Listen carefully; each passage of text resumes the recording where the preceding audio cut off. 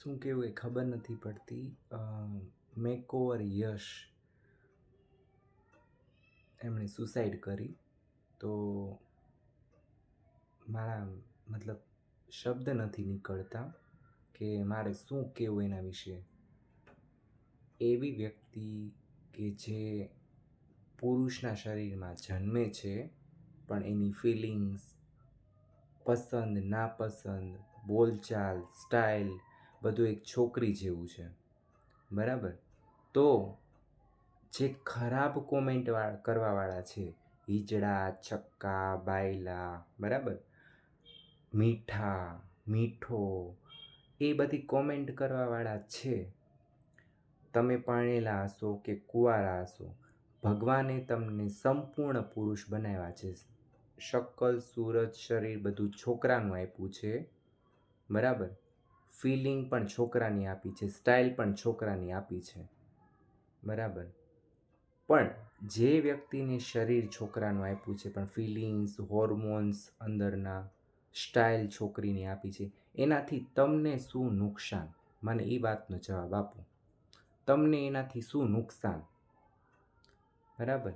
તમારી કાંઈ બેન દીકરીને એની યારે પરણાવવાની નથી, કાંઈ તમારા ઘરમાં આવીને કોઈની છેડતી નથી કરી જતા, તો તમને શું તકલીફ છે એનાથી?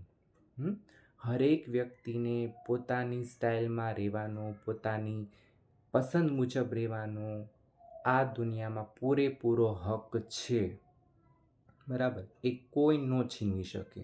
અમને નથી ગમતું, લ્યો તમે મોટા મોટા મૂછોના આંકડા રાખો છો, તમે મરદની જેમ ચાલો છો, બોલો છો, અમને ન ગમે, તો શું તમે અમારી માટે થઈને વસ્તુ ચેન્જ કરી નાખશો? બદલી નાખશો? નહીં ને. કારણ કે ભગવાને તમને એ બધી વસ્તુ આપી છે ને તમને ગમે છે એટલે તમે કરો છો. એમ અમને લોકોને પણ ભગવાને અંદરથી એ બધી ફિલિંગ્સ છે, એ બધી સ્ટાઇલ અમારે અંદરથી આવે છે.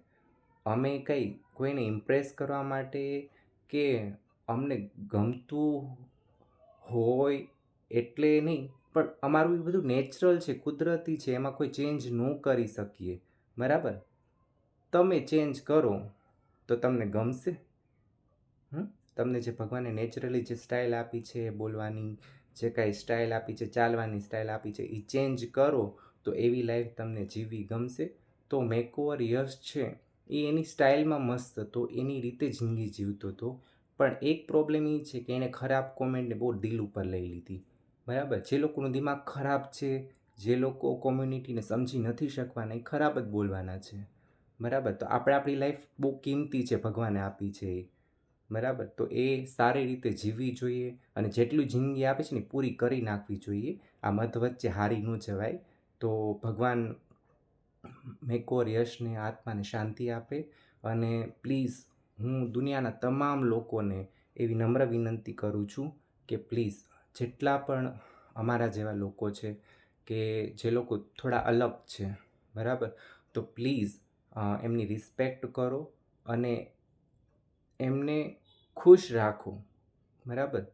તો પ્લીઝ રિક્વેસ્ટ છે બધાને કે આવી હરેક વ્યક્તિની રિસ્પેક્ટ કરો, પ્લીઝ.